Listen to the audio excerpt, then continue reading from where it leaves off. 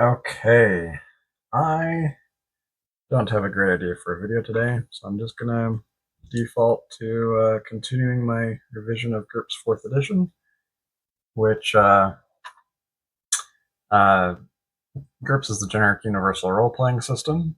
Because I've played with it a lot, I have uh, quite a bit of ideas on how to evolve the system.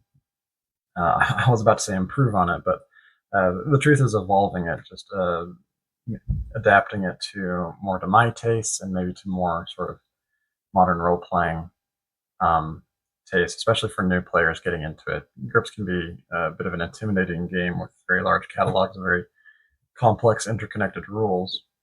I like to see what I can do to simplify that a bit. So today I am going to look at, I think, one of my biggest grievances with GURPS, which is the skills system. But at least looking at skills and looking for opportunity to combine skills and reduce the duplicity, and combine certain skills into skills that might be used more often or more often together. So I think the first thing I'd like to address with skills is, so in GURPS, there are skills and there are techniques. Okay, so skills are based off of your primary attributes, dexterity and your intelligence being the main attributes that your skills are based on. You buy them up from some default offset to your attribute value. For example, let's take the knife skill. Your character is a proficient fighter with knives. The knife skill is a dexterity easy skill, and its default is your dexterity -4. So if you have a dexterity of 10, you have average dexterity. Having -4 to that means you're rolling three dice, three six-sided dice, and trying to get beneath 10 minus 4, which is 6. Uh, rather a poor poor chance of success there. But with one of your character points into that skill, puts it at your dexterity level, brings it up to 10. Now you basically have a 50-50 chance to succeed. And then it goes up to spend 2 points and 4 points and 4 points for each additional increase.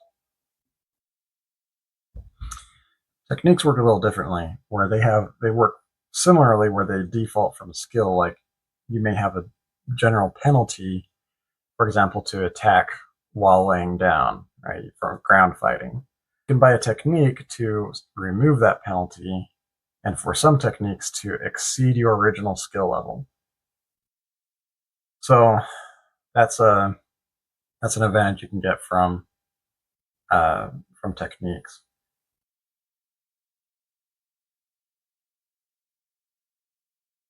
Let's go back to skills.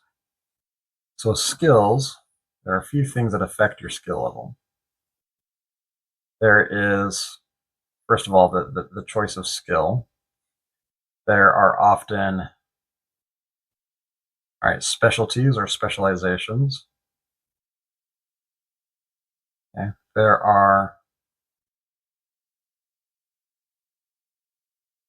familiarity, and that's cultural, tools, species, right? Depending on the skill, right? And then there is similar to familiarity, but with the technology level. And we just abbreviate that as TL in GURPS. Okay, so right now, like these familiarities and these specializations are very skill dependent, skill based. And I think it makes sense to keep specializations that way, but I'd like to do something here with the familiarity. So right now, you have a few standard penalties for familiarity. You have the um, you know, is used is used to it, no penalty. Close to, I need to add here, defaults. Okay, close to what you're used to, and that's usually about a -2. And then as you drift away from that, you get -4. I've seen -5, -6, -8, and that's usually about as bad as you get with familiarity penalties. I think it usually stops here around the -6 point, where this would be very unfamiliar or different, and this is right moderately unfamiliar or different.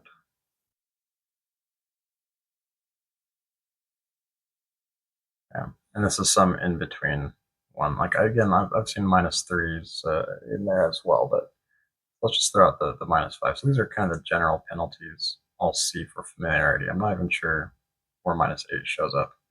My brain might be kind of making that up here, but I think you can take these familiarities and just apply them broadly, because you can say, when assessing use of any skill, decide the tools you have available. So, tool penalty, are you familiar with those tools? For example, species. What does species affect? Any armor crafting, even weapons crafting, for species of radically different physiology, anatomy than human? Physician and surgery, any biological skills would apply, is a type of familiarity. Other skills are dependent on planet type. So geology is one of those skills. Naturalist is one of those skills, right? So again, there's cultural,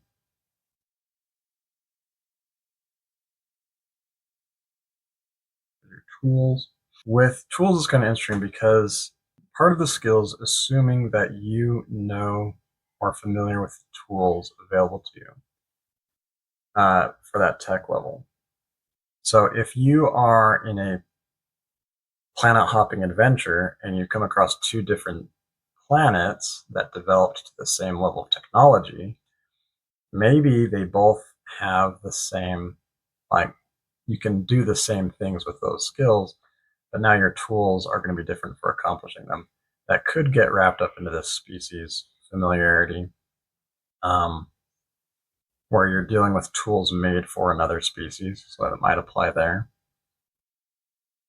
So these might be, they're interchangeable. Cultural and species also may be interrelated.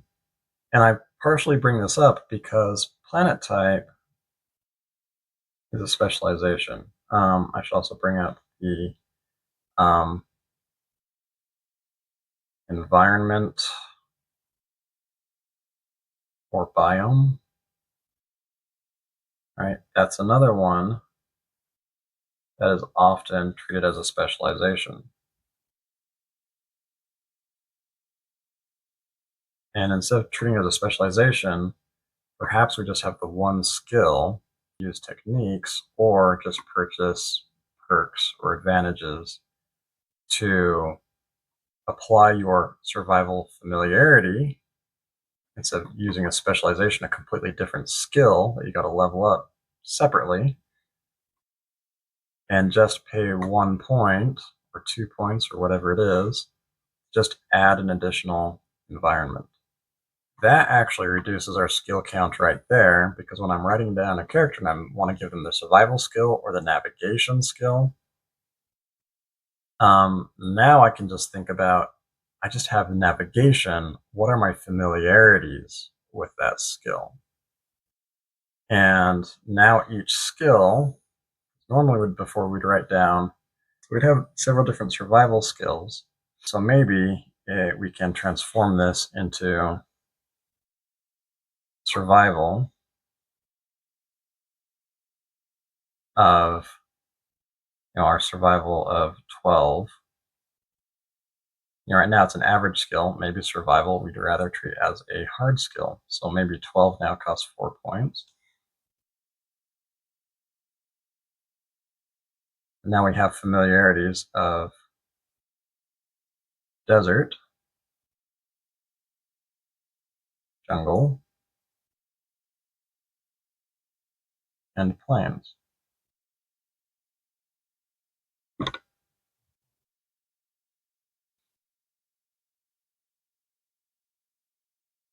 Now I don't need to faff around with all the calculations here. Another thing that this resolves around is this deal of defaults.